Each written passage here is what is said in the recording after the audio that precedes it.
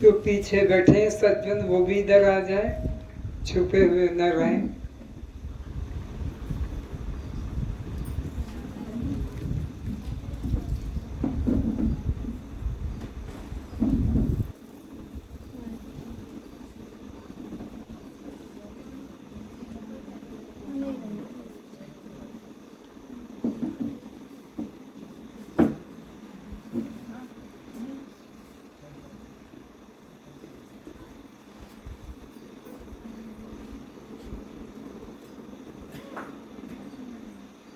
आवाज पहुंच रही है वहां तक? ठीक।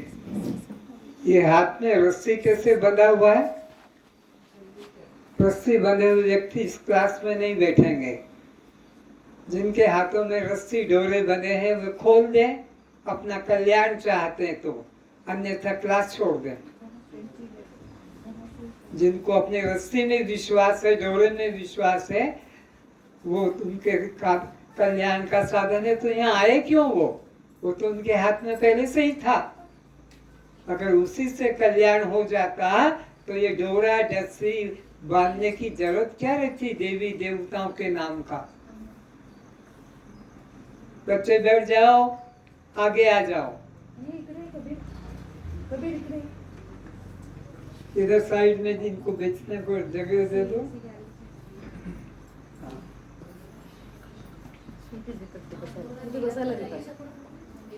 ये नीचे से निकाल लो। गद्दा है, गद्दा ले पीछे।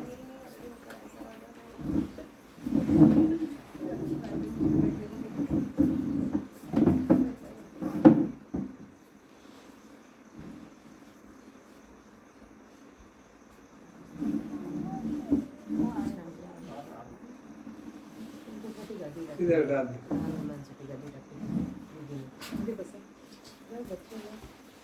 बच्चे लोग इधर आ जाओ। इन बच्चों के माँ बाप ने भी इनको अभी से रस्सी बांध दिया होगा। कोई अपने हाथ में बच्चे रस्सी नहीं रखे। ये पशुता का लक्षण है। जो पशु होते हैं उनको रस्सी से बांधना पड़ता है, मनुष्य को रस्सी से बांधना नहीं पड़ता। तो सबसे पहले हम गुरु वंदना करेंगे, हाथ जोड़कर, आंखें बंद करके। गुरुर् ब्रह्मा गुरुर्विष्णु गुरुर्देवो महेश्वरः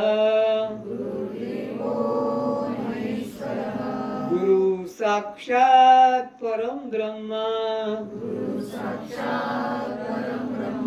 तस्मै श्री गुरुवे नमः।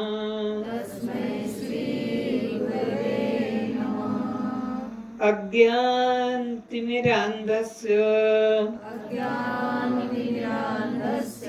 ज्ञानाञ्जनशलाकया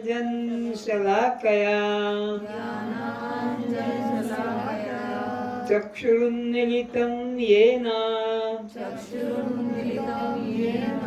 तस्मै श्री गुरुवे नमः।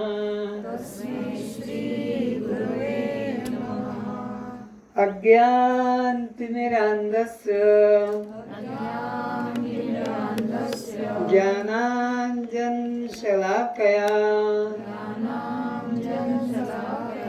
चक्षुरुन्मिलितं येन तस्मै श्री गुरुवे नमः। ध्यानमूलं गुरुर्मूर्ति पूजामूलं गुरुपदम् मंत्रमूलं गुरुर्वाक्यम् मोक्षमूलं गुरुकृपा। मन्नाथ श्री जगन्नाथ मद्गुरुं श्री परम गुरुं मदात्मा सर्वभूतात्मा तस्मै श्री गुरुवे नमः। असतो मा सद्गमय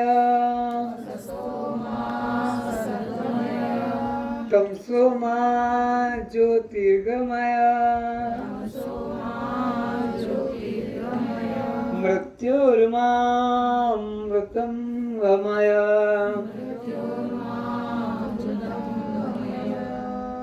हे गुरु परमात्मा, आप हमें संसार में परमात्मा के नाम पर जो अंधविश्वास चल रहा है, जो भेद भ्रांति चल रही है, जो नाना संप्रदाय चल रहे हैं, उन सभी कारागृहों से निकालकर उन सभी अंधविश्वासों से निकालकर परमात्मा के धर्म के सनातन मार्ग पर चलाने की कृपा करें। आप हमें अज्ञान अंधकार से निकालकर ज्ञान ज्योति स्वरूप परमात्मा में लाने की कृपा करें। आप हमें इस जन्म मृत्यु वाले शरीर से मैं मेरा भाव निकाल कर इसी में विद्यमान सच्चिदानंद परमात्मा का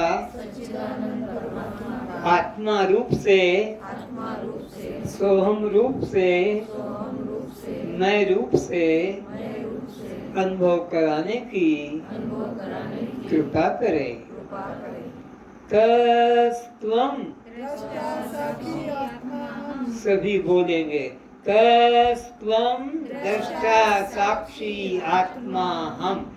तो तस्त्वं ये मेरा प्रश्न है, ये आपको दोहराना नहीं है, आपको इसका उत्तर निकालना। आपसे पूछा जा रहा आप कौन है, आकर बैठ गए यहाँ पर रस्सियाँ बांध कर, गले में डोरे बांध कर, भुजाओं में कंकड़ बांध कर, कमर में रस्सी लगाकर, तो पूछा जा रहा है आप कौन है। कस्त्वं दृष्टा साक्षी आत्मा। तो आपका उत्तर निकलेगा ये जो जन्मने मरने वाला ये जो शरीर ये आकर बैठा, ये मैं नहीं और ये मेरा नहीं, मैं तो दृष्टा साक्षी आत्मा।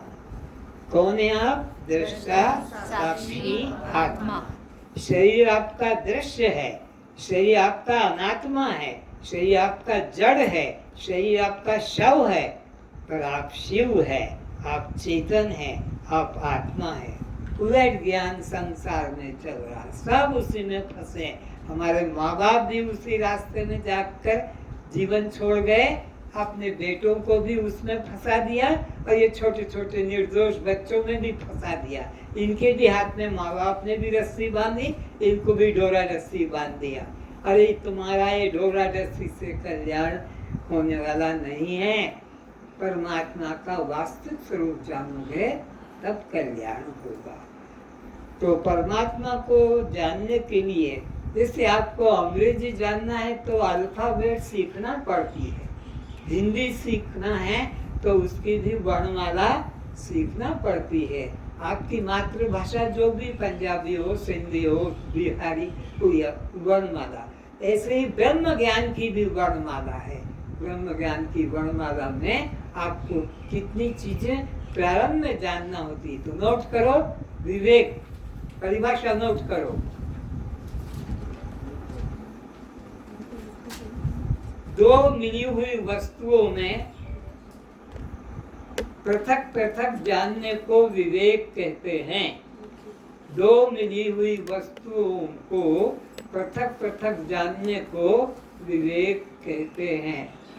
आपको लिखना नहीं आता है, जो महिला की कॉपी देख रहे हैं, आपको कॉपी नहीं दी, पेंसिल नहीं दी,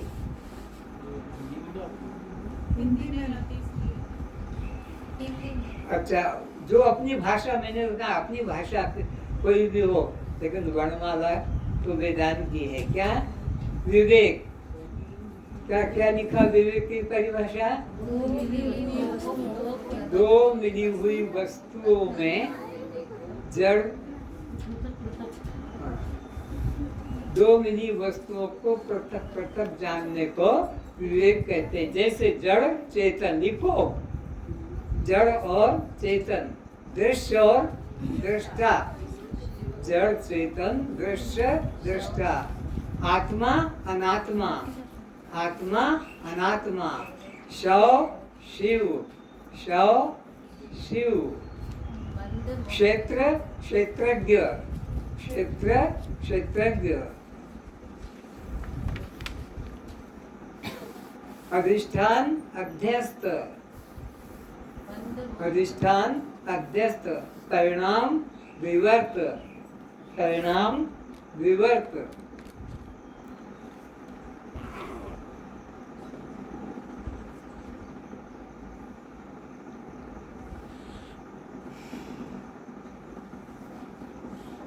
अब आपको ये सब जानना जरूरी है परमात्मा को जानने के लिए, क्योंकि चेतन होते हुए तुम पत्थर की मूर्ति को भगवान मानकर बैठ गए। अपने अंदर परमात्मा, तुम मंदिर तीर्थ चर्च गुरुद्वारा में फंस गए जाकर। परमात्मा यहाँ बैठा है, परमात्मा तुम्हारे अंदर चेतन है, और तुम इन जड़ पत्थर मूर्तियों में, कंकड़ों में उलझ गए, डोरा डस्तियों में उलझ गए, और अपना जीवन उसी में बर्बाद कर दिया, और अपने बच्चों को भी वही गलत रास्ते में डाल दिया। तुम्हारे माँ बाप ने भी नहीं जाना, तुमने भी नहीं जाना, तुम अपने बच्चों को भी उसी अंधकार में डाल रहे हो। तो ये विवेक होना चाहिए। परमात्मा जड़ है कि चेतन, तो पता लगेगा कि परमात्मा पत्थर की मूर्ति नहीं है, वो लकड़ी की मूर्ति नहीं है, वो धातु की मूर्ति नहीं है, वो कोई कागज की मूर्ति नहीं, चेतन है परमात्मा। चेतन किसे कहते हैं? जो बोलता हो, चलता हो, उठता हो, बैठता हो, खाता हो, पीता हो, लेता हो, देता हो। कोई एक लक्षण है तुम्हारे माने हुए भगवान में? कोई एक भी लक्षण नहीं है।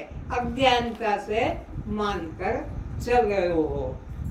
अरे तुम्हारे नाक के ऊपर चींटी आ जाए, नाक पर मक्खी आ जाए, तो तुम क्या करते हो? उसको गर्दन हिला देते हो कि नहीं? हाथ से भी हिला देते हो। और तुम्हारे भगवान के मुख में किसी ने मुख में प्रसाद लड्डू घुसाया है, क्योंकि वो जानता कि ये तो अंधा है, खाएगा नहीं, तो उसके भगवान के मुख, चाहे वो गणेश हो कि हनुमान हो, वो यहाँ घुसा देते हैं। और वहां पर चूहा चला जाए वो गर्दन हिलाएगा? बोलो, वो छींक मारेगा, वो पाद मारेगा? तो न छींकता है, न पादता, न गर्दन हिलाता है। जबकि तुम्हारे बच्चे ये सब कर लेते, क्यों? वो चेतन है। और वो मूर्तियां सब क्या है? जड़ है। नोट परिभाषा करो। जो अपने को न जाने, दूसरे को न जाने, उसे जड़ कहते हैं। जो अपने को भी न जाने और दूसरे को भी न जाने, उसे जड़ कहते हैं। जो अपने को न जाने और दूसरे को न जाने, उसे जड़ कहते हैं। हमारी बुद्धि जड़ हो गई है पत्थरों के साथ रगड़ करते करते। इन चित्र मूर्तियों में, मंदिर मस्जिदों में, चर्च गुरुद्वारों में फंसकर अपनी बुद्धि भी पथरा गई है, जड़ हो गई है, सोचने की शक्ति खत्म हो गई है। विवेक जागृत करो कि दो अपने को भी न जाने और दूसरे को न जाने, उसे क्या कहते हैं? बोलो। जड़। अब को चेतन जो सबको जानता है, सबको जानता है, उसे कोई नहीं जानता। जो सबको जानता है उसे कोई नहीं जानता, उसे चैतन्य कहते हैं। जैसे परमात्मा, जैसे आत्मा, जैसे मैं, तीनों एक ही चीज है। पर्यायवाची, मैं इज इक्वल टू आत्मा, आत्मा इज इक्वल टू परमात्मा, परमात्मा इज इक्वल टू ब्रह्म, कुछ भी नाम दे दो। तो इस तरह से चेतन किसे कहेंगे? जो सबको जानता है, दिन को, रात को, सर्दी को, गर्मी को, भूख को, प्यास को, सुख को, दुख को, मान को, अपमान को, पशु को, पक्षी को, सबको जान रहा है, वो चैतन्य का लक्षण है। तो तुम जड़ों की चेतन हो, बोलो। हम चेतन है क्योंकि हम सबको, सूरज कहाँ है? वो भी छुप गया है। चंद्रमा कहाँ है? आकाश में पूर्णिमा है, अमावस्या है। तुम चंद्रमा को प्रकाशित करते हो, तुम सूर्य उदय हो गया और अस्त हो रहा, तुम सूर्य को प्रकाशित करते हो। तुमको कोई प्रकाशित, लेकिन तुमने सूर्य को ही, चंद्रमा को ही, तारों को, नक्षत्रों को भगवान मान लिया। दिशाओं को, पूर्व दिशा में खड़े हो गए, हाथ जोड़ रहे, तो पश्चिम दिशा में कौन है? मुसलमान है, ईसाई है। अरे परमात्मा तो पूर्व में भी, पश्चिम में भी, उत्तर में भी, दक्षिण में भी, और इन चारों दिशाओं के बीच बीच में भी, उसमें भी वो तो घुसा हुआ है। हरि व्यापक सर्वत्र समाना, नोट करो, हरि व्यापक सर्वत्र समाना।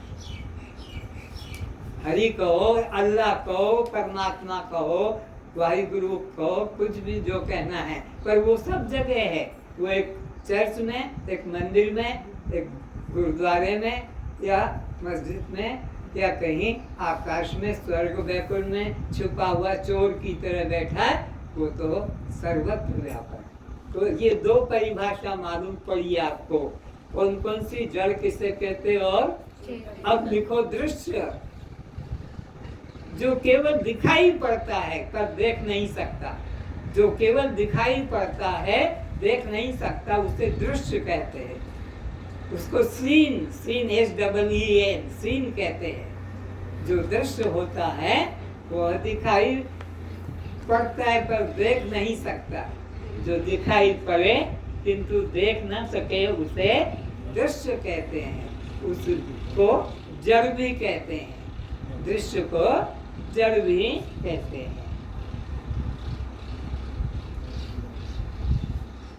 तो जो दिखाई पड़े और देख न सके, ये पंखा क्या कहलाएगा? ये दृश्य कहलाएगा। क्यों? दिखाई पड़ता है पंखा, रंग भी दिखाई पड़ता है, चल रहा है, बंद हो जाए, स्पीड कम है क्या ज्यादा है, तो पंखा क्या है? दृश्य। और तुम देखने वाले लिखो दृष्टा, जो देखता है पर किसी को दिखाई नहीं पड़ता, जो सबको देखता है, सूरज को देखता है, चांद को देखता है, तारों को देखता है, जमीन को देखता है, आकाश को देखता है, पिता माता पति पत्नी पशु पक्षी सबको देखता है, पर उसे कोई देख नहीं सकता। उसे क्या कहेंगे? दृष्टा। उसे क्या कहेंगे? दृष्टा। तो दृष्टा किसे कहेंगे? जो सबको, बोलो, देख रहा है। दृष्टा किसे कहेंगे? जो सबको, पर उसे कोई देखता। तो आपके शरीर को कौन देख रहा है? शरीर शरीर को नहीं देख रहा है, चेतन ही आपके शरीर को देखता है। पर आपका शरीर चेतन को देखता? आप चेतन को देखते हैं? नहीं, आप जड़ को देखते। चेतन तो देखने वाला है, चेतन तो देखने वाला, दृष्टा है। तो परमात्मा दृश्य है या दृष्टा? तो समझो इसको, जो दृश्य होता है वो किसी को देख, बोलो, नहीं सकता। तो दृश्य कभी परमात्मा को देख नहीं सकता, पर परमात्मा सबको, खुदा वो परमात्मा अल्लाह भगवान सबको बोलो देखता है। तो तुम विचार करो कि तुम एक दूसरे के किसको देख रहे हो? शरीर को। किसको देख रहे हो? ये स्त्री है, माँ है, बाप है, बेटा है, गाय है, घोड़ा है, देख रहे हो। पर वो तुम्हारे को नहीं देख सकते, न आत्मा को। आत्मा तुम्हारे शरीर को तो सब देखेंगे, शरीर के शरीर, लेकिन तुम शरीर नहीं हो, तुम तो चेतन दृष्टा आत्मा। तो तुम दृश्य हो कि दृष्टा हो? दृष्टा है। तुम देखने वाले हो कि दिखने वाले? देखने वाले। हम तो देखने वाले हैं। दिखने वाला हमारा शरीर है, आंख है। आंख को भी तुम देखते हो। आपको के आंख तो सबको देखती ना। आंख को तुम देखते हो कि कम दिखता है कि ठीक दिखता है, दो दो दिखता है, डॉक्टर को दिखाते हो और चश्मा लगा के। अब तो उसमें मुर्दे को भी आंख है, उसके ऊपर चश्मा लगा दो, डबल दिखेगा? तो चश्मा हटा दो, सिंगल दिखेगा? बोलो, वो तो मुर्दा शव हो गया, दृश्य जड़ हो गया। तुम दृष्टा आत्मा हो। दृष्टा कौन हो? आत्मा हो। तो कितनी परिभाषा जान ली तुमने? जड़ और चेतन की जान ली, दृश्य और दृष्टा की जान ली। अब जानो शव और शिव की पहचान। कौन है शिव? ये पत्थर की मूर्ति बना दी मंदिरों में, चिकना चिकना गोल गोल, और तुम जाकर साष्टांग प्रणाम करो, जल चढ़ा लो। आज तो शिवरात्रि है और मंदिर चले, और वहाँ उधर मत देखो, अपने को देखो, उधर मत देखो, विवेक जगाओ अंदर। ये शव किसे कहते हैं? निर्जीव, निष्क्रिय, निष्प्राण। तीन लक्षण है। निर्जीव हो, जीवन ना हो, निष्प्राण हो, प्राण की गति ना हो, निष्क्रिय, कोई हलन चलन। तीन लक्षण है शव के, निष्क्रिय, निर्जीव, निष्प्राण। बोलो, लिखा? निर्जीव, निष्क्रिय, निष्प्राण। तो जब आदमी मर जाता है, घर का कोई भी व्यक्ति, तो हम उसकी पहचान कैसे करते कि श्वास का आना जाना, हिलना चुलना बंद हो गया, कि उसका मल मूत्र निकलना वो भी बंद हो जाता, कि निष्क्रिय। अब लिखो शिव के लक्षण। सजीव, सप्राण, सक्रिय को शिव कहते हैं। सजीव, सप्राण, सक्रिय, तीन लक्षण। सजीव, सप्राण। नहीं लिख पाते हो भाई? नहीं लिख पा रहे? अच्छा ठीक है, बंद कर दो फिर कापी को, पेंसिल को, काई को हाथ में पकड़े। तो इस तरह से सजीव, सप्राण, सक्रिय को क्या कहेंगे? बोलो। तो अब मुर्दा तुम्हारे पास में है, तुम्हारा बेटा, बाप, भाई, बंधु मर गया और तुम बैठे हो, तो तुम और तुम्हारे उस बेटे में, भाई में कौन शव है, कौन शिव है? बोलो। जो मर गया उसको क्या कहेंगे? शव। और तुम अपने को शव मानोगे? दो ही तो है, एक तो शव है, एक शिव है। तो तुम मंदिर में गए और पानी चढ़ा लो जिसके ऊपर, वो शिव है तो तुम शव हो? हाँ करो। तो तुम गए कैसे? शव होते तो, शव होते तो मंदिर तक जा सकते थे, पानी का पात्र उठाकर उस पे डाल पाते, देख पाते थे। तो तुम तो स्वयं शिव हो और मान लिया कि वो शिव है, जबकि वो क्या है? लेकिन इतनी हिम्मत बोलने की, इतनी हिम्मत कहने की, सोचने की, को डर लगता है। हमारे बाप उसी को शिव मानते आ रहे थे, हमारे सारे गुरु लोग भी उसी को मानते रहे, गुरु लोग भी पानी चढ़ा रहे हैं। तुम मूर्खों को लूटने के लिए वो भी तुम्हारे को मंदिर ले जाएंगे कि चलो पानी चढ़ाओ, और वो भी चढ़ाएंगे। याद रखो, पहचान करो शव शिव की।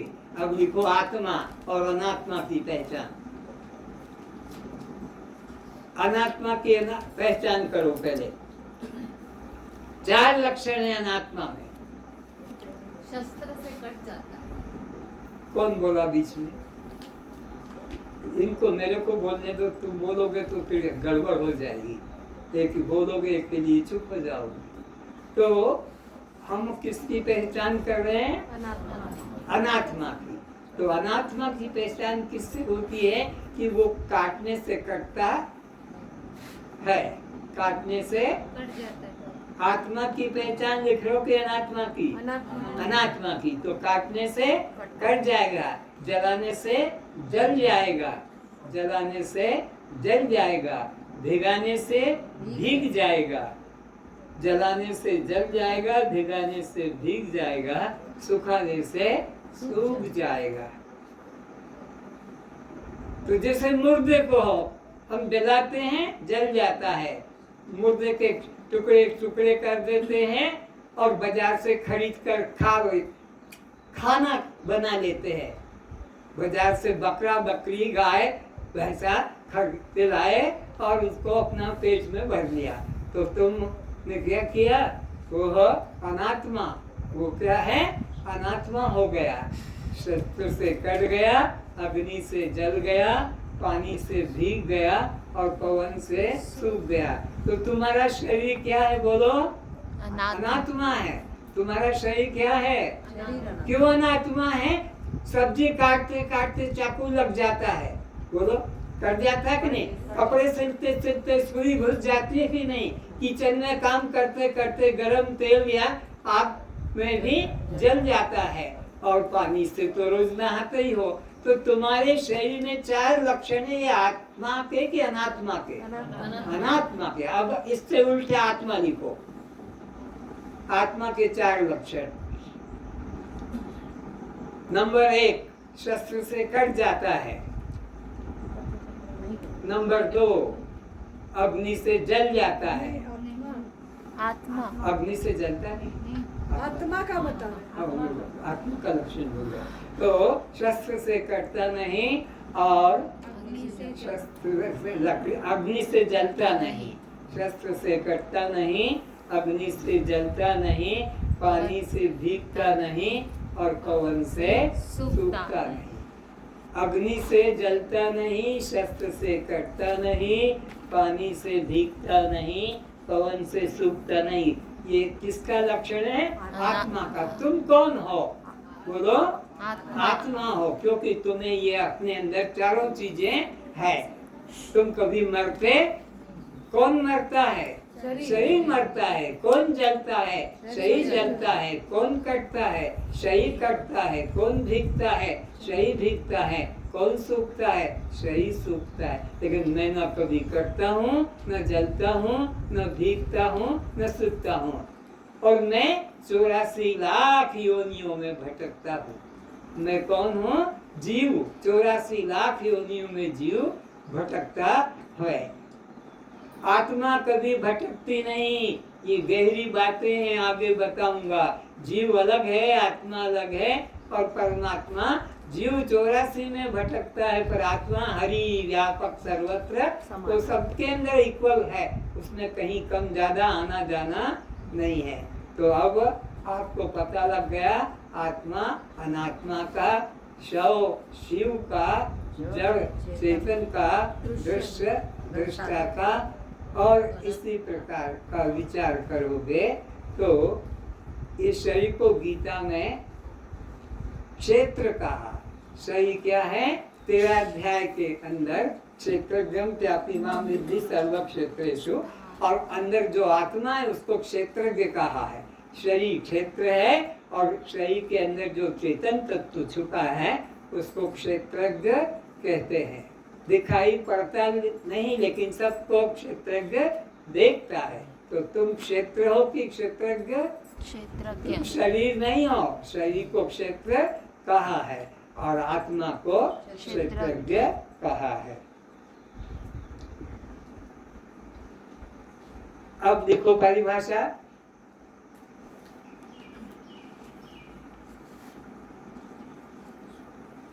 श्रवण किसे कहते हैं? श्रवण, कान से सुनने को श्रवण मान के बैठ गए, कथा हो रही वहां बैठ गए, कुरान की उपनिषदों की ना श्रवण कहते हैं। वेदों के महावाक्यों का श्रवण, वेदों के महावाक्यों का तात्पर्य से निश्चय करने को, वेदों के महावाक्यों का तात्पर्य से निश्चय करने को श्रवण कहते हैं। वेदों के महावाक्यों का तात्पर्य से निश्चय करने को श्रवण कहते हैं। अब वेदों के कितने वेद मुख्य माने गए? 4 वेद, यजुर्वेद, अथर्ववेद, ऋग्वेद, सामवेद। इसके अंदर महावाक्य होते हैं। महावाक्य किसे कहते हैं? नोट करो। जिन वाक्यों के द्वारा जीव और ब्रह्म की एकता का ज्ञान होता है। जिन वाक्यों के द्वारा जीव और ब्रह्म की एकता का ज्ञान होता है, एकता का बोध होता है, उस वाक्य को महावाक्य कहते हैं। महावाक्य किसे कहेंगे? जिस वाक्य के द्वारा जीव और ब्रह्म की एकता का ज्ञान होता है उसे महावाक्य कहते हैं। लिखो पहचान महावाक्य की। अहम ब्रह्मास्मि, अहम ब्रह्मास्मि, ये महावाक्य है। क्यों? इसमें आत्मा और परमात्मा को एक करके बताया कि मैं आत्मा ही परमात्मा हूँ। अहम ब्रह्मास्मि, यह महावाक्य कहलाता है। दूसरा महावाक्य लिखो, अयम आत्मा ब्रह्म, ये आत्मा ब्रह्म ही है। अयम आत्मा ब्रह्म, अयम आत्मा ब्रह्म। पहला क्या बताया? अहम ब्रह्मास्मि, और दूसरे में बताया अयम आत्मा। तीसरे में लिखो प्रज्ञानम ब्रह्म, प्रज्ञानम ब्रह्म, प्रज्ञानम ब्रह्म, प्रज्ञानम ब्रह्म। ये साक्षी ज्ञान स्वरूप आत्मा ब्रह्म है। अच्छा, यह आत्मा ब्रह्म है और प्रज्ञानम ब्रह्म का मतलब ये साक्षी ज्ञान स्वरूप आत्मा ब्रह्म है। चौथा लिखो तत्वमसि। चौथा है तत्वमसि।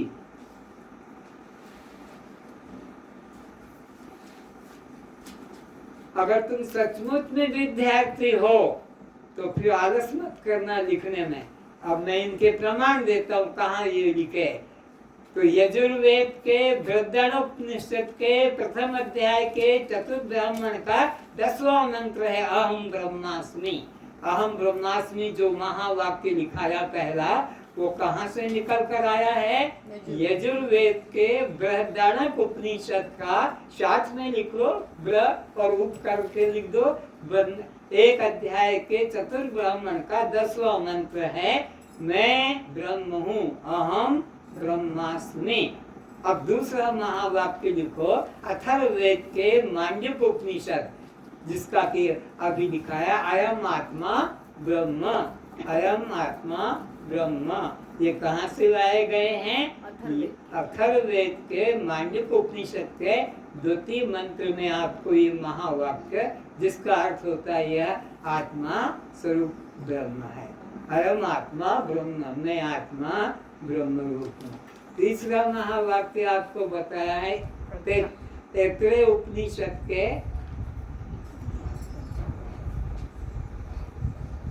ऋग्वेद के तैत्तिरीय उपनिषद के तृतीय अध्याय का तृतीय मंत्र है प्रज्ञानम ब्रह्म। ऋग्वेद के तैत्तिरीय उपनिषद के तृतीय अध्याय का तीसरा मंत्र है कौन सा? प्रज्ञानम ब्रह्म, जिसका अर्थ बताया साक्षी ज्ञान स्वरूप आत्मा ब्रह्म है। अब चौथा है सामवेद के तत्वमसि, जिसको बताया था।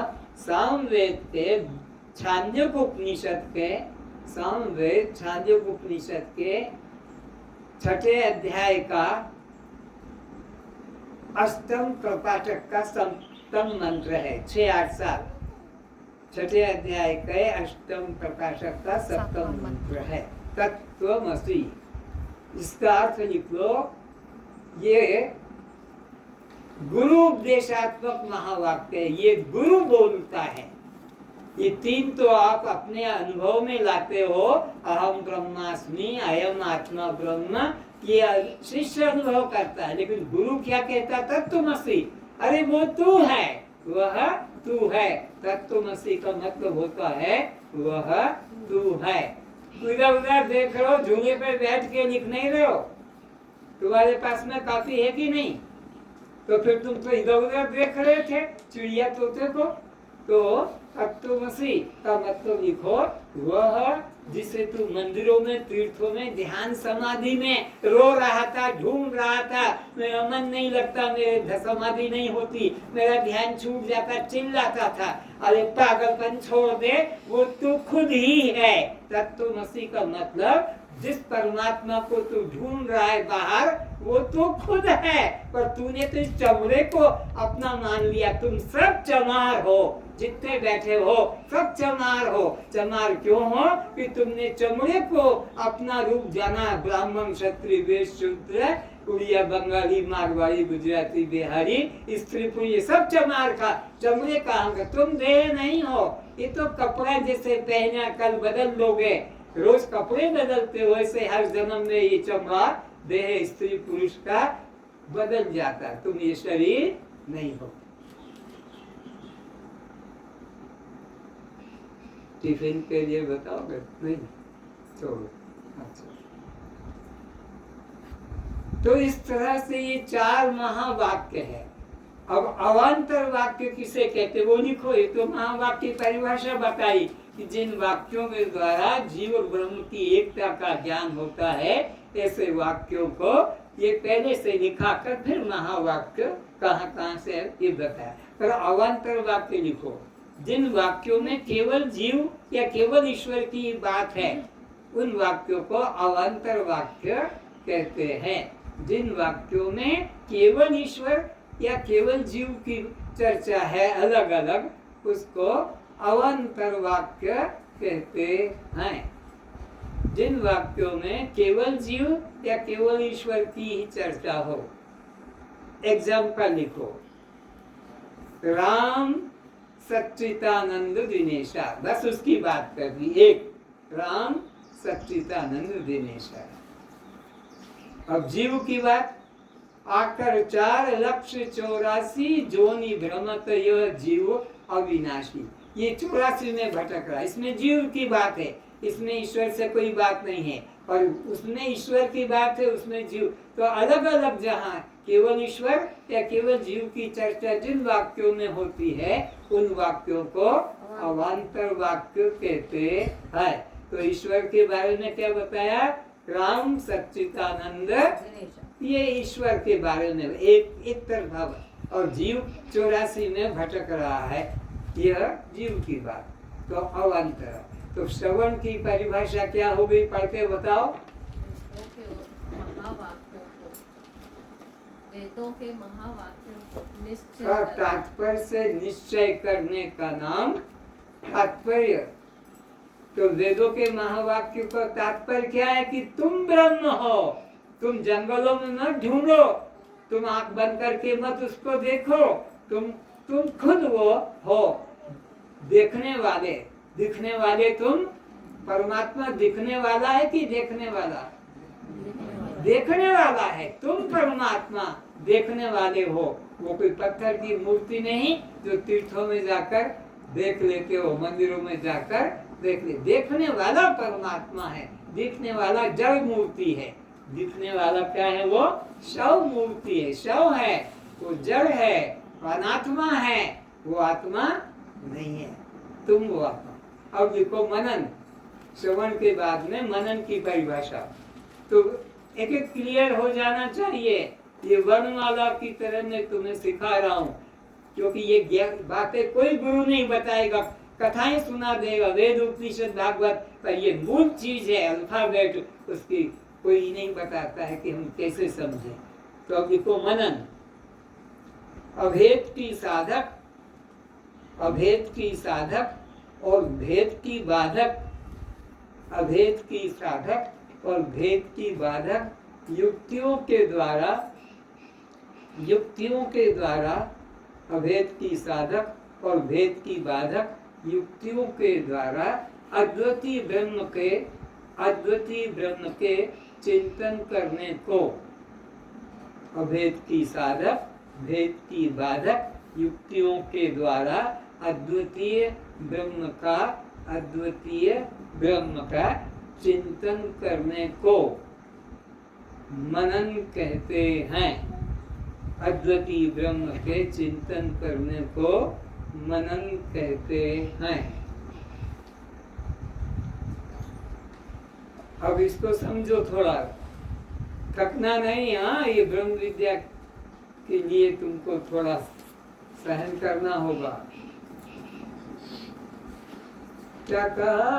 अभेद की साधक और भेद की, ये युक्तियों के द्वारा अद्वितीय ब्रह्म का चिंतन करना। ब्रह्म कौन सा है? अद्वितीय, यानी उसके अलावा कोई दूसरा। अद्वितीय का मतलब उसके अलावा कोई दूसरा है ही, तो उसका चिंतन करने की युक्तियां हैं। कौन सी? अभेद की साधक और भेद की बाधक। तो अभेद की साधक युक्ति क्या होती है? जिन युक्तियों से जीव और ब्रह्म की एकता का निश्चय करने में सहायता मिलती है। जिन युक्तियों के द्वारा जीव और ब्रह्म की एकता का निश्चय करने में सहायता मिलती है, उसे अभेद की साधक युक्ति कहते हैं। जिन युक्तियों के द्वारा जीव और ब्रह्म की एकता का निश्चय करने में सहायता मिलती है, उन युक्तियों को अभेद की साधक युक्ति कहते हैं। जैसे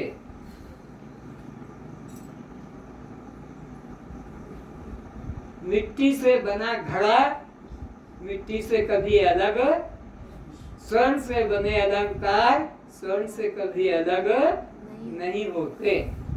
रुई से बना कपड़ा कभी अलग नहीं होता।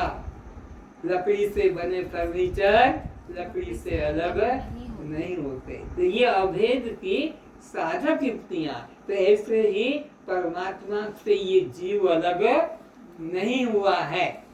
जैसे अभी एग्जाम्पल दिए ना 3-4, रुई से कपड़े कोई भी नाम दे दो, पैंट शर्ट साड़ी ब्लाउज चादर कुछ भी नाम दे दो, कफन दे दो, पगड़ी दे दो, या तुम्हारा मफलर दे दो, लेकिन वो छूत से अलग नहीं है। ऐसे ही चूड़ी चेन अंगूठी कुछ भी नाम दे दो, पर वो सोने से अलग नहीं है। कुर्सी टेबल खिड़की दरवाजा नाम दे दो, पर लकड़ी से अलग। तो ऐसे ही ये 84 लाख योनियां जो है ब्रह्म से अलग बोलो, ये अभेद की साधक। अब लिखो भेद की बाधक युक्ति। जिन युक्तियों के द्वारा भेद की बाधक युक्ति, जिन युक्तियों के द्वारा जीव और ब्रह्म का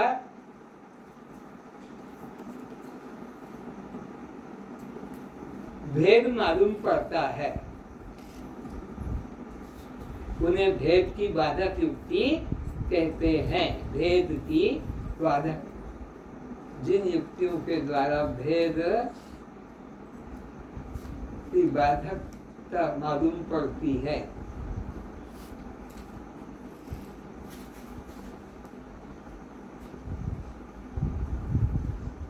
उन युक्तियों को भेद की बाधक युक्ति कहते हैं।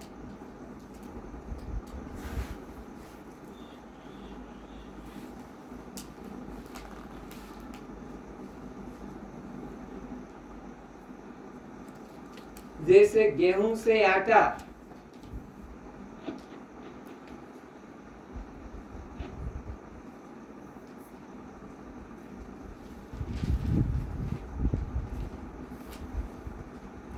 चने से बेसन,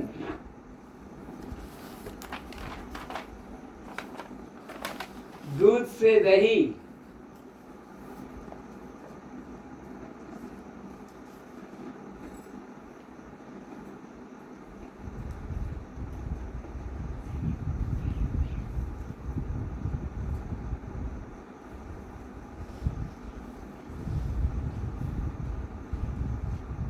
लकड़ी से कोयला,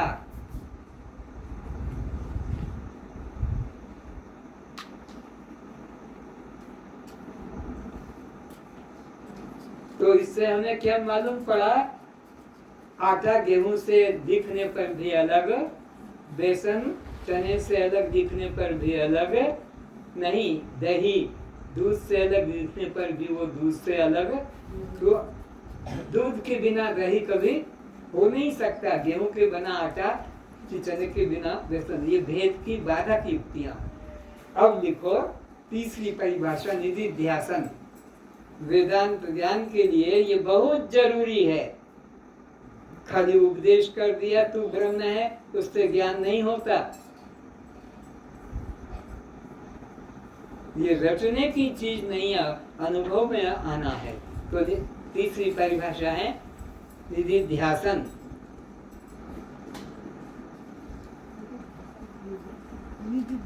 तो जिन निध्यासन में भेद की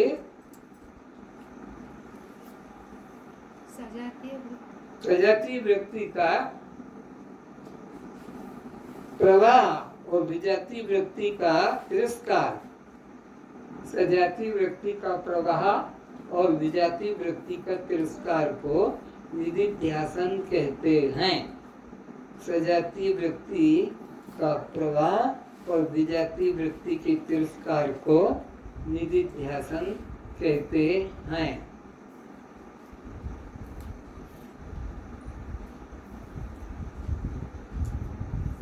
तो लिखो विजातीय व्यक्ति। विजातीय व्यक्ति किसे कहते हैं? जो हमारे सजातीय कहते हैं अपनी जात वाले को, विजातीय कहते हैं अन्य जात वाले को। तो इनको ये में अपना नाम, रूप, जाति, संबंध तो नहीं लिख रही है। कहाँ पर हाथ पैर से लिखा नाम, रूप, जाति। नाम, रूप, जाति, आश्रम, संबंध, परिणाम,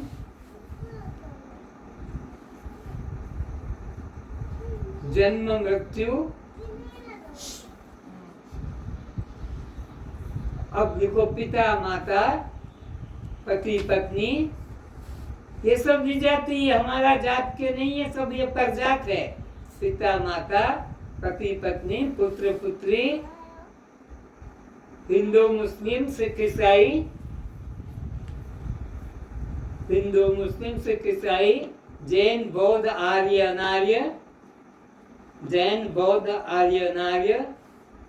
पंजाबी, सिंधी, उड़िया, बंगाली, मारवाड़ी, गुजराती, तेलुगु, सब निकलो जुटता तुमको याद है। ये सब पंजाबी, सिंधी, बिहारी, तेलुगु, उड़िया, कर्नाटकी, मारवाड़ी, गुजराती, तेलुगु, ये ब्रह्मचारी, गृहस्थी, वानप्रस्थी, सन्यासी, ये मुख्य है। ब्रह्मचारी, गृहस्थी, वानप्रस्थी, सन्यासी।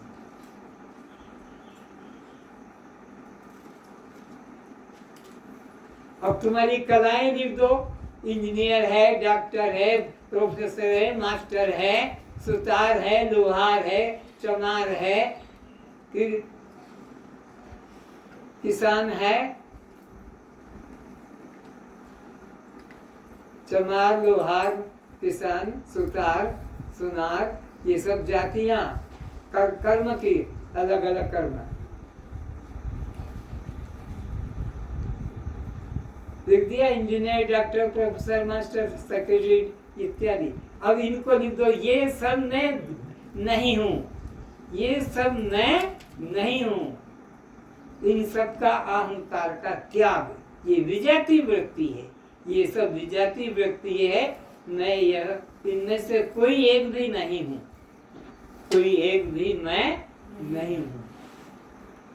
ये सारा वेदांत का सार बता दिया इस परिभाषा में। सारा वेदांत का जो उपनिषद है 108 का सार बता दिया। और एक चीज बताएंगे। और अब विजाति हो गई, अब लिखो सजाती। सजाती व्यक्ति का प्रवाह। सजाती व्यक्ति का प्रवाह देखो। मैं, सत्य, चित्त, आनंद। मैं, सत्य, चित्त, आनंद, अद्वैत, अखंड, अद्वैत, अखंड, अविनाशी, आत्मा, परमात्मा साक्षी चेतन हो गया, चेतन पे साक्षी ब्रह्म हूं, इस प्रकार के चिंतन करने को मुक्ति का साधन और सजाती वृत्ति का प्रवाह कहते हैं। यह है मुक्ति का साधन जो अभी लिखाया। कोई ध्यान पूजा पाठ मंदिर की जरूरत नहीं। ये चिंतन अगर जग जाए कि ये मैं सत चित आनंद अद्वैत अखंड असंग ब्रह्म आत्मा हूँ, ये सजाती वृत्ति। अब ये परिभाषा लिखाइए, मैं कल पूछूंगा। अगर आपका ब्रह्म में आत्मा में निश्चय जगाना है, अनुभव करना है, तो इन परिभाषाओं को लिख के मत छोड़ देना। एक एक कोई परिभाषा जो लिखाई है विस्तार से आपको याद होना चाहिए। कई चोर लोग कल क्लास में नहीं आएंगे। चोर है ना वो, क्योंकि पूछेंगे हमसे और हम तो नहीं बताएंगे तो खड़ा कर देंगे। ये बिल्कुल डिसिप्लिन की क्लास है। ये कोई कथा ऑर्डिनरी नहीं समझना कि सुना तो सुना, लिखा तो लिखा। ये विद्या पढ़ाई की है। परीक्षा पेपर होगा, रिटन में ओरल एग्जामिनेशन होगा, सर्टिफिकेट मिलेगा। इस बात पक्का करके बैठ जाना कि ये अद्भुत कभी हमने पहले बाहर सुना भी नहीं, देखा भी नहीं, सोचा भी नहीं। ये सब ध्यान रखेगा। अच्छा, तो अब मैं आपको 3 बातें बताता हूं समझने के लिए। आज अभी तुम्हारा मुक्ति हो जाएगा। शरीर छूट जाए तो रहे तो कोई चिंता नहीं। 3 बातें लिखो। रा, मेरा कोई रा से संबंध नहीं, मेरा कोई री से संबंध नहीं, और मेरा किसी रे से संबंध नहीं। बस 3 बातें। रा, री अंडरलाइन करते जाना, रा, फिर री को अंडरलाइन, फिर रे को। इनसे मेरा कोई संबंध नहीं है। मैं इन तीनों से न्यारा हूं। मैं इन तीनों से शुद्ध न्यारा असंग आत्मा हूं। क्योंकि लिखो नीचे, क्योंकि जो जो मेरा कहला जाता है, जो जो मेरी कहला जाती है, जो जो मेरे कहला जाते हैं, जो जो मेरा कहलाता है, जो जो मेरी कहला जाती है, और जो मेरे, वो कभी मैं नहीं हो सकता। अंडरलाइन करना, वो मैं कभी नहीं हो सकता। मैं सदा रा, री और रे से असंग हूं। इतना लिख लो। अब मैं आपसे पूछता हूं, तुम मेरा संबंध किस किस से बताते हो? जरा बोल के बताओ। जैसे मेरा घर, मेरा बेटा, मेरा पिता, मेरा बेटा, मेरा कुत्ता, बोलो। और इसी तरह बोलो ना। किस रा बोलो अभी, खाली रा को ढूंढो। मेरा, मेरे कपड़े, मेरा मेरा मेरा पोता, मेरा अच्छा। मेरा पति। हाँ, तो अब जैसे एक एग्जाम्पल लेते, यह मेरा कुत्ता है। तो हमने क्या किया कि अपने मैं को यहाँ से निकाल कर और उसमें जोड़ दिया, कुत्ते में। यह मेरा, तो मैं यहाँ से उधर निकल कर जुड़ गया, तो वो क्या कहा? मेरा। तो जो मेरा कुत्ता है, तो क्या मैं कुत्ता हो सकता हूँ? बोलो। इसको पक्का करो। जो जो मेरा कहलाएगा वो मैं कभी नहीं हो सकता हूँ। जो मेरा कहला जाता है, जिसे मेरा बेटा, तो मैं बेटा कभी नहीं हो सकता। मेरा मकान, तो मैं मकान कभी हो नहीं सकता। जो जो मेरा कहला जाता, मैं सदा उससे, बोलो, अलग होता हूँ। तो मेरा शरीर, तो मैं कभी शरीर नहीं पक्का करो इसी को, यहीं से मेरा शरीर कहते हो, तो फिर मैं कभी शरीर नहीं हो मैं सकता। तो शरीर से अलग हूँ। दृष्टा साक्षी चेतन आत्मा। तो रा पक्का हो गया। हाँ क्या पक्का हुआ कि वो दृश्य और मैं उसका दृष्टा कुत्ता, मेरा कुत्ता, तो वो दृश्य और मैं उसका दृष्टा तो दृष्टा दृश्य से सदा अलग होता अलग होता है। तो मैं कुत्ता कभी हो तो मेरा शरीर, तो मैं कभी शरीर हो, नहीं सकता बोलो नहीं सकता हो, ना तो फिर तुम ना स्त्री हो ना पुरुष हो। जब तुम शरीर नहीं तो स्त्री भी नहीं, पुरुष भी नहीं, ब्राह्मण क्षत्रिय भी नहीं, वैश्य शूद्र भी नहीं, उड़िया बंगाली भी, ये सब शरीर से जुड़ते हैं। जबकि मैं शरीर नहीं जैसे मेरा कुत्ता पर मैं कुत्ता कभी नहीं हो सकता, अलग हूँ, ऐसे ही मेरा शरीर में शरीर कभी नहीं हो सकता, मैं शरीर से। अलग तो ये सारे अहंकार जो आपको लिखा है, विजाति वृत्ति लंबी चौड़ी, डॉक्टर इंजीनियर पोस्ट मास्टर की, सबका सब सुतार चमार लोहार पिता माता, ये सब नहीं, ये सब तो कब होगा। मैं इसी को मानूंगा अपना कि मैं शरीर हूँ, तब ये सब बीमारी लगेगी। जब मैं शरीर नहीं, जैसे मैं कुत्ता, नहीं जैसे मैं मकान, नहीं तो जो जो मेरा है वो कभी मैं हो सकता नहीं पक्का हुआ। समझ में आया। हाँ अब री पे लो, चलो री से संबंध जोड़ो। यहाँ से मैं को निकाला और किसने, मेरी पत्नी, तो मेरी पत्नी हो गई, तो मैं कभी पत्नी नहीं हो हो सकता सकता, वो अलग है मुझसे, वो दृश्य और मैं उसका। मेरी बेटी, तो वे बेटी अलग हो गई, मैं उससे अलग हो गया। मेरी चोटी, मैं चोटी से अलग हो गया।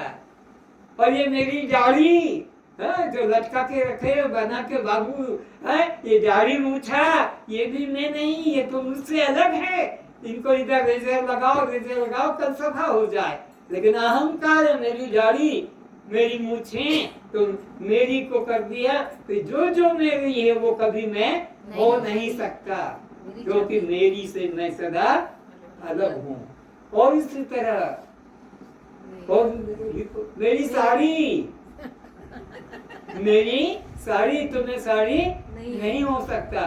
मेरी गाड़ी, बोलो, तो मैं गाड़ी नहीं हो सकता। गाड़ी से मैं अलग हूँ, लेकिन मेरी गाड़ी, मेरी साड़ी, मेरी पत्नी, मेरी ये जो जोड़ के रखा, मैं को यहाँ से निर्दोष मैं को दोष में फंसा दिया, निराकार को आकार में फंसा दिया। मैं निराकार हूँ और ये सब आकार है, इसमें फंसा दिया।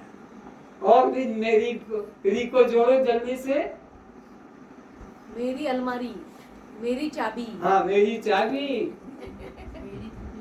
मेरी तिजोरी, मेरी तिजोरी, मेरी चाबी, मेरी लाड़ी, मेरी लाड़ी, मेरी लाड़ी भी होती है, मेरी लाड़ी। और इसी तरह मेरी कॉपी, मेरा पैर, मेरी मेरी चप्पल, मेरी चप्पल घड़ी, में भी आएगा कि नहीं, मेरी चप्पल। मेरी चप्पल, तो जिस जिसमें मेरा अब पक्का हो गया, क्या हो गया, न मेरा कोई है, न मेरी कोई है, न मेरी कोई है, न मेरा कोई है। अब मेरे पे जोड़ो, तुम किस किस से मेरे जोड़े हो, बोलो। मेरे संबंधी, मेरे घर द्वार, मेरे मित्र, मेरे पति, मेरे क्या क्या है, तुमको संसारी सब रिश्ता मालूम है। मेरा कोई रिश्ता नहीं किसी से, ईमानदारी की बात है। कोई भी ना रा है, ना इसका कोई री है, ना कोई री, बिल्कुल अकेला है। निरंजन अकेला का अकेला, ना गुरु न चेला, निरंजन अकेला का अकेला। तो इस तरह से अब रे पे क्या क्या जोड़े, मेरे गुरुजी, मेरे दांत, मेरे दांत, तो मैं दांत नहीं। मेरे परमात्मा, और इसी तरह मेरे भगवान, तो फिर मेरा कोई भगवान नहीं, मैं भगवान से अलग हूँ। जो भी तुमने जोड़ रखा है कहाँ पर भी, तीनों तुम्हारे नरक ले जाने के, ये तीनों लिख लो, नरक जाने के साधन है। ये तीनों में तुम्हारा मैं भाव जुड़ गया, 84 की चक्कर काटना पड़ेगा। इन तीनों से मैं को अलग कर लो, अलग ही हो, मुक्त ही हो। अगर इनमें मैं भाव जोड़ दिया तो तुम 84 लाख के चक्कर से कभी मुक्त हो नहीं सकोगे, हाथ पीछे करो, तो बीच में गड़बड़ मत करो, अपनी बुद्धि का उपयोग काफी में रखो। तो इस तरह से जो जो तीनों में जुड़ गए, रा में जुड़ गया 84 का चक्कर, री में जुड़ गया 84 का चक्कर, रे में जुड़ गया किसको, मैं अकेला है, मैं क्या है, स्वतंत्र है। तो वो स्वतंत्र मैं को हमने तीन में बांध दिया, रा में बांध दिया, री में बांध दिया और रे में बांध दिया। और जिसने तीनों से अपने को अलग कर लिया, बस वो सदा आनंद ही आनंद है, आनंद ही आनंद है। उसको दुख लवलेश न सपने हो, उसको सपने में भी दुख नहीं आ सकता। दुख किनको आएगा, जिन्होंने रा में मेरे को घुसाया है, जिन्होंने री में मेरे को घुसाया है, जिन्होंने रे में मेरे को घुसा दिया, इनको ही दुख, इनको ही 84 का चक्कर काटना पड़ेगा। अब विचार करो, कस्त्वम, दृष्टा साक्षी आत्मा। अब थक गए होगे, थोड़ा रिलीव कर लो भजन। ये मुर्दों का गांव, ये सब मुर्दों का गांव है, भजन होगा अभी, सब बोलेंगे ध्यान से। हाँ, साधो ये मुर्दों का गाँव, साधो ये मुर्दों का गाँव, साधो ये मुर्दों का गाँव, साधो ये मुर्दों का गाँव, साधो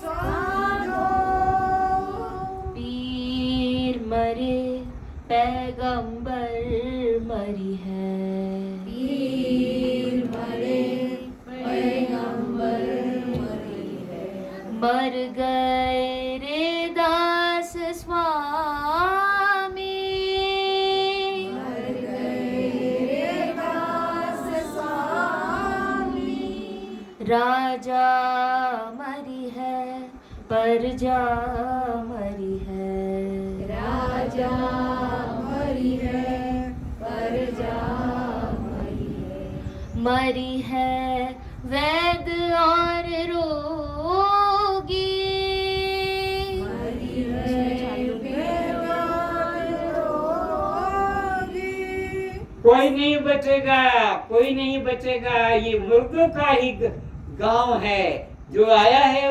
मुर्दे ही होने के लिए। चंदा मरी है सूरज मरी है, चंदा मरी है सूरज मरी है, मरी है सब पर प्रकाशा, मरी है सब पर प्रकाश, एक परिभाषा नोट करो, पर प्रकाश और स्वयं प्रकाश। किसको स्वयं प्रकाश कहते हैं, किसको पर प्रकाश कहते हैं? पहले लिखो, पर प्रकाश जो दूसरों के द्वारा प्रकाशित किया जाता है, दूसरों के द्वारा बताया जाता है, उसे पर प्रकाश कहते हैं। जो दूसरों के द्वारा बताया जाता है उसे पर प्रकाश कहते हैं। जैसे चंद्रमा, तारे, सूरज, अगर मैं न रहूंगा तो इन्हें कोई बता नहीं सकेगा। मैं तारों को, सूरज को, चंद्रमा को, दिन को, रात को, सुख को, दुख को, सबको प्रकाशित करता हूँ। ये सब पर प्रकाश है। मेरे द्वारा जो कुछ भी प्रकाशित होते जाने जाते हो सब प्रकाश है, लेकिन मैं स्वयं प्रकाश हूँ। मैं कौन हूँ? मेरे को कोई नहीं बता सकता, मेरे को कोई प्रकाशित नहीं कर सकता। ये चमड़े को मेरा मत मान लेना, ये चमड़ा शरीर में नहीं, ये तो पर प्रकाश है। स्त्री का, पुरुष का, रोग का, निरोग का, अच्छे बुरे का, मैं इससे अलग हूँ। तो स्वयं प्रकाश कौन? जो सबको प्रकाशित करता है। भूख प्यास कौन बताता है? मैं बताता हूँ। सुख दुख कौन बताता है? मैं बताता हूँ। मान अपमान को कौन बताता? मैं बताता हूँ। दिन रात को कौन बताता है? मैं बताता हूँ। मैं क्या हूँ? बोलो, स्वयं प्रकाश हूँ, सबको बताता हूँ। पर मेरे को कोई बता, ए बच्चों चुपचाप बैठो, सीधे बैठो, ध्यान मुद्रा में बैठो। ऐसे विचार करना है कि मैं सबको प्रकाशित करने वाला मैं कौन हूँ? स्वयं प्रकाश। और मेरे द्वारा जो जो जाने जाते हैं वो सब क्या है? पर प्रकाश। मेरे द्वारा जो जाने जाएंगे उनकी अपनी कोई चेतना नहीं। आगे, चंदा मरी है, सूरज मरी है, चंदा मरी है, सूरज मरी है, मरी है, क्यों? है लड़की, तेरे को मना किया ना उठाना। मरी है सब पर प्रकाशा, मरी है सब पर प्रकाशा, 14 भुवन के चौधरी मरी है, 14 भुवन के चौधरी मरी है, इन्हू की क्या आशा, इन्हू की क्या आशा। तुम्हारे शरीर में 14 जिंदा देवता देखे, जिंदा 14 देवता है। त्रिपुटी की ने परिभाषा कल बताऊंगा। 14 देवता कहाँ कहाँ बैठे और वो क्या क्या काम कर रहे हैं। 5 ज्ञानेंद्रियों के है, 5 कर्मेंद्रियों के देवता हैं और अंतःकरण के 4 देवता हैं, ब्रह्मा विष्णु शंकर और चंद्रमा। ये अंतःकरण के 4 देवता है, चंद्रमा ब्रह्मा विष्णु शंकर। ये 4 अंतःकरण के देवता। अंतःकरण में 4 है, मन बुद्धि चित्त अहंकार। तुम्हारे अंतःकरण में 4 है, मन बुद्धि चित्त अहंकार। चारों के 4 देवता अंदर बैठे हुए हैं। इस तरह से अपने को 14 से अलग 5 ज्ञानेंद्रियों के भी हैं। कौन कौन से हैं वो 5 ज्ञानेंद्रिय? दिग है, दिशा है, सूर्य है और इसी तरह अग्नि और वरुण। ये 5 देवता इसके हैं। 5 देवता कर्मेंद्र के हैं, वो है अग्नि है और फिर उसके बाद में अभी मेरे को याद नहीं आ रहा है, लेकिन ये 4 जन्म मृत्यु के यमराज है और इसी तरह वहाँ पर एक कल बताऊंगा। तो अभी भजन पूरा करो। हाँ, 14 भुवन के चौधरी मरी है, 14 भुवन के चौधरी मरी है, इन्हू की क्या आशा, इन्हू की क्या आशा। साधो ये मुर्दों का गाँव, मुर्दों का गाँव, साधो गुरु मरी है, शिष्य भी मरी है, गुरु मरी है, शिष्य भी मरी है, मर गए राम और कृष्ण, समझो समझो, वो भी मरे हैं। तुमने जन्माष्टमी मनाई है कि नहीं? बोलो, मनाई। रामनवमी मनाई है कि नहीं? क्यों मनाई है? राम का उस दिन जन्म हुआ, कृष्ण का उस दिन जन्म हुआ। तो जिसकी जन्म है उसकी मृत्यु अनिवार्य नहीं है। जातस्य ही ध्रुव मृत्यु, ध्रुव जन्म। गीता के 2 अध्याय के अंदर भगवान ने डिक्लेयर किया, जिसका भी जन्म है उसकी मृत्यु है, उसे बचाया नहीं जा सकता है। तुम्हारा भ्रम है कि मैं बचा दूंगा, लेकिन आज तक राम नहीं बचे, कृष्ण नहीं बचे, हनुमान नहीं बचे और ये 14 देवता नहीं बचे। वो ही मर जाएंगे तो तुम कैसे बच पाओगे? तुम्हारा शरीर कैसे बच पाएगा? तुम इनसे न्यारे हो। इसको कल समझाऊंगा। तो आज का विषय समझो। गोरख मर गए, मछेंदर मर गए। गोरख मर गए, मछेंदर मर गए। मर गए शंकराचार्य, मर गए शंकराचार्य। साधो ये मुर्दों का गाँव। साधो ये मुर्दों का गाँव। साधो कोई एक भी बताओ बचा है जन्मने वाला? कोई एक भी बचा है जिसने जन्म लिया हो? सब मरे हैं, कोई एक को ढूंढ के बता नहीं सकते हो। बस वही बचा है जिसका जन्म नहीं हुआ, बस वो बचा है, उसे कोई मार सकता नहीं। और उसी को वेद कहता तब तो मसीह वो तू है, तू ये मरने वाला स्त्री पुरुष अपने को मत जान। ये तो कितने 84 लाख योनियों में तूने कपड़े बदले, हाथी घोड़ा कुत्ता बिल्ली सांप चूहा बन बन कर यहाँ जो बैठे शरीर वाले कुत्ते बने हैं, बिल्ली बने हैं, मछली बने हैं, मगर बने हैं, हाथी बने, घोड़ा बने हैं, सांप बने। 84 लाख योनिया बताया था आपको।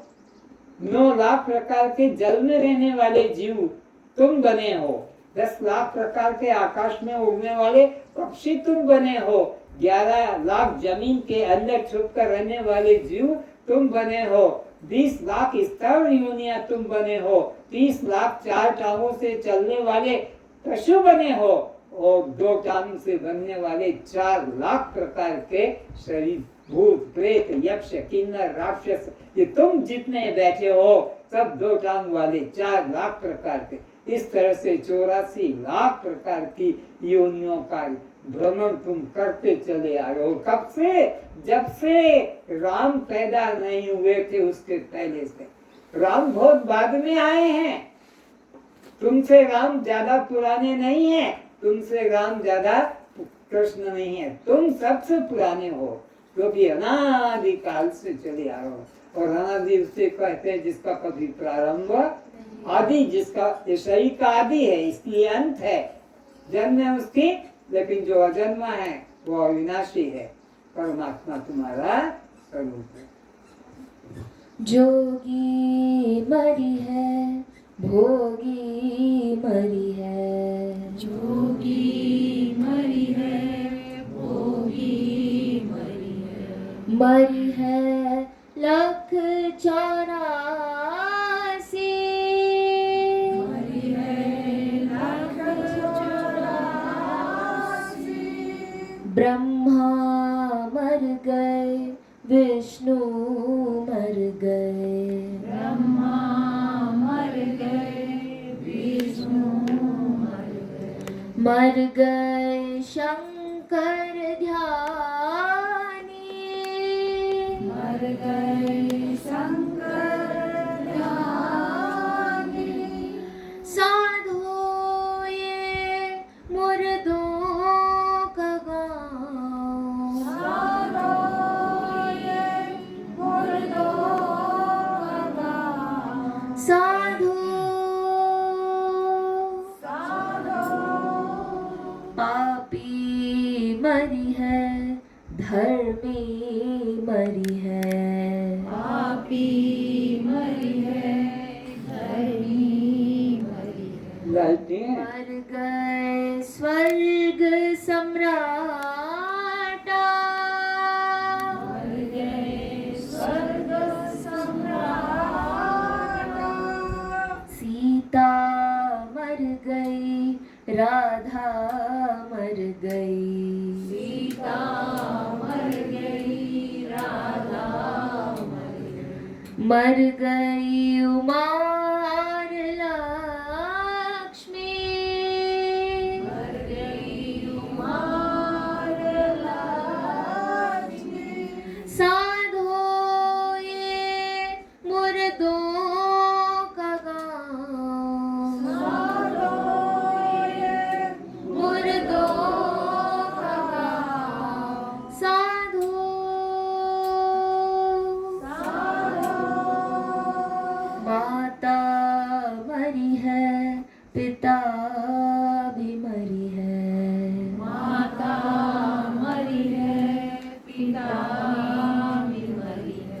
मरी है नाना नानी,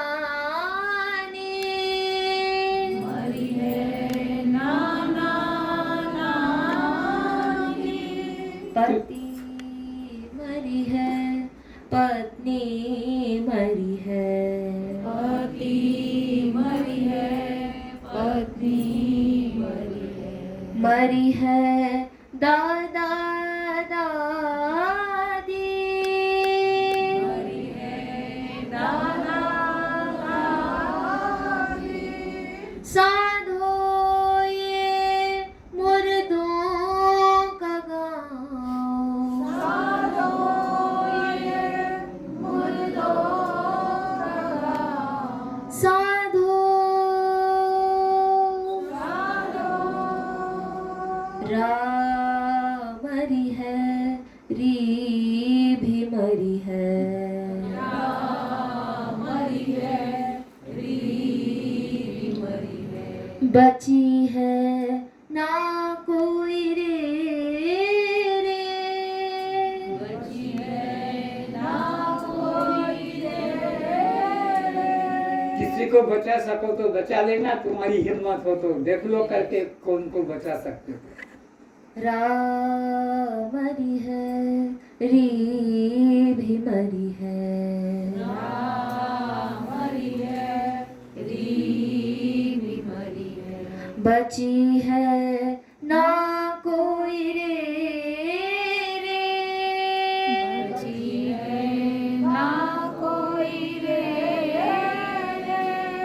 एक मैं ही अमर आत्मा हूँ, एक मेरी अमर आत्मा, दूजा झूठा संसारा,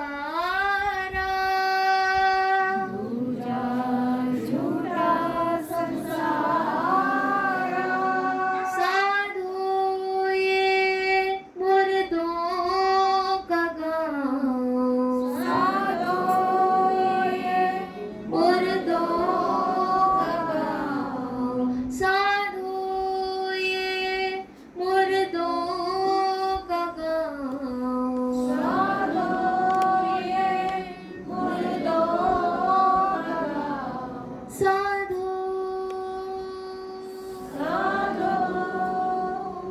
तो परमात्मा की सत्ता को स्वीकार करना है, बाकी कोई इसमें सत्य, परमात्मा की सत्ता से सब काम। उसको आंखें बंद करके बोलेंगे, जब मैं चलती हूँ जब मैं चलती हूँ परमात्मा ही मुझ में चलते हैं, परमात्मा ही मुझ में चलते हैं, जब मैं देखती हूँ जब मैं देखती हूँ परमात्मा ही मुझ में देखते हैं, परमात्मा ही मुझ में देखते हैं, जब मैं सुनती हूँ जब मैं सुनती हूँ परमात्मा ही मुझ में सुनते हैं, परमात्मा ही मुझ में सुनते हैं, जब मैं बोलती हूँ जब मैं बोलती हूँ परमात्मा ही मुझ में बोलते हैं, परमात्मा ही मुझ में बोलते हैं, जब मैं काम करती हूँ जब मैं काम करती हूँ परमात्मा ही मुझ में काम करते हैं, परमात्मा ही मुझ में काम करते हैं, जब मैं खाती हूँ जब मैं खाती हूँ परमात्मा ही मुझ में खाते हैं, परमात्मा ही मुझ में खाते हैं, जब मैं पीती हूँ जब मैं पीती हूँ परमात्मा ही मुझ में पीते हैं, परमात्मा ही मुझ में पीते हैं, जब मैं सोती हूँ जब मैं सोती हूँ परमात्मा ही मुझ में सोते हैं, परमात्मा ही मुझ में सोते हैं, जब मैं उठती हूँ जब मैं उठती हूँ परमात्मा ही मुझ में उठते हैं, परमात्मा ही मुझ में उठते हैं, परमात्मा की शक्ति के बिना परमात्मा की शक्ति के बिना यह हमारा मुर्दा शरीर, यह हमारा मुर्दा शरीर, ये हमारा शव शरीर, ये हमारा शव शरीर, ये हमारा अनात्म शरीर, यह हमारा अनात्मा शरीर, ये हमारा जड़ शरीर ये हमारा जड़ शरीर कुछ भी नहीं कर सकेगा। कुछ भी नहीं कर सकेगा। हस्तुकस्त्वं दृष्टा साक्षी आत्मा हम, कस्त्वं, दृष्टा साक्षी आत्मा हम आप जड़ हैं चेतन है, दृश्य है, दृष्टा है, अनात्मा है, आत्मा है, शव है, शिव है, पर प्रकाश है, स्वयं प्रकाश है, बद्ध है, मुक्त है, क्षेत्र है, क्षेत्रज्ञ है, कस्त्वम। दृष्टा साक्षी आत्मा हम। आज इतना ही। सभी प्रेमियों के चरणों में मेरा नमस्कार। जो मुझसे अपराध हुआ हो बातचीत में समझाने में क्षमा करें।